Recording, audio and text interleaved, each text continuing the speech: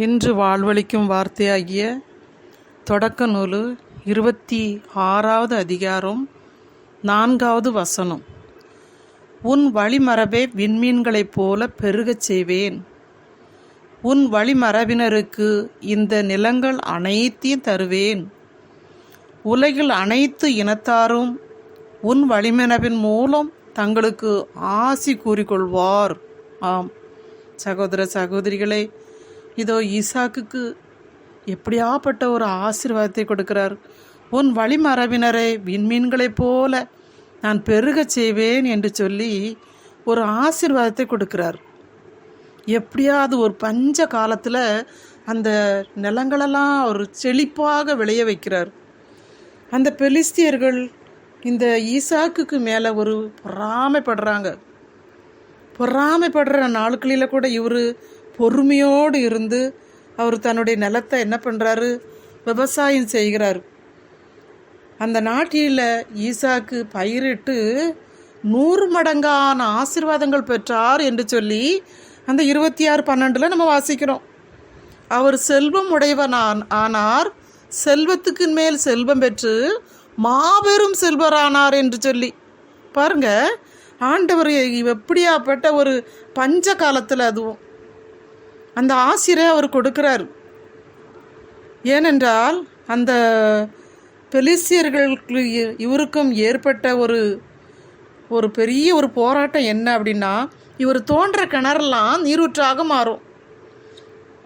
ஒரு கிணறை தோண்டி செக்கேம் என்று பெயரிட்டார், இன்னொரு கிணறை தோண்டி சுத்தான் என்று பெயரிட்டார், இன்னொரு கிணறை தோண்டி ரகபோத் என்று பெயரிட்டார். ஒவ்வொரு கிணறை தோன்ற நேரம்லாம் அந்த கிணறை அவங்ககிட்ட இருந்து அந்த பெலிஸ்தியர்கள் பிடுங்கி விடுவாங்க. என் நாட்டில் நீ தோண்டி என்னுடைய நீனே செழிப்பாக இருக்கிறியா என்று சொல்லி பொறாமையில். ஆனால் இவர் தோன்ற கிணறுலாம் அவங்க பிடுங்கிடுவாங்க, கொடுத்துருவார். ஆனால் 3வது தோண்டும் போது இவரோடு கடவுள் இருக்கார் என்று சொல்லி உணர்ந்து கொண்டு அவர்களோடு உடன்படிக்கை செய்து கொள்ளுகிறாங்க. எதிரியாக இருந்த அந்த பெலிஸ்தியர்கள் கூட கடவுள் உன்னோடு இருக்கிறார் என்று நாங்கள் கண்டு கொண்டோம், இனி உங்களோடு நாங்கள் என்ன உடன்படிக்கை செய்து கொள்கிறோம் என்று அந்த பெலிஸ்தியர்கள், அந்த மக்கள் அபிமெலக்கு எல்லாம் சேர்ந்து என்ன பண்ணுறாங்க, உடன்படிக்கை செய்து கொள்கிறார். ஒரு சமாதானமாக போகிறார்கள் அவங்களோடு. அப்போ இதே போல தான் நம்மளோடு ஆண்டவர் இருக்காருன்னு தெரிஞ்சால் நம்மளுக்கு எதிராக இருப்பவர்கள் கூட அவங்களுக்கு சமாதானமாக வருவாங்க.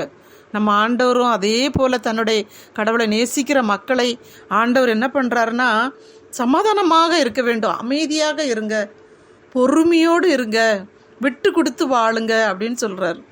ஆனால் பல நேரங்களில் நம்மளால் ஒருவருக்கு ஒரு விட்டு கொடுக்க மனம் இல்லாமல் வாழ்கிறோம்.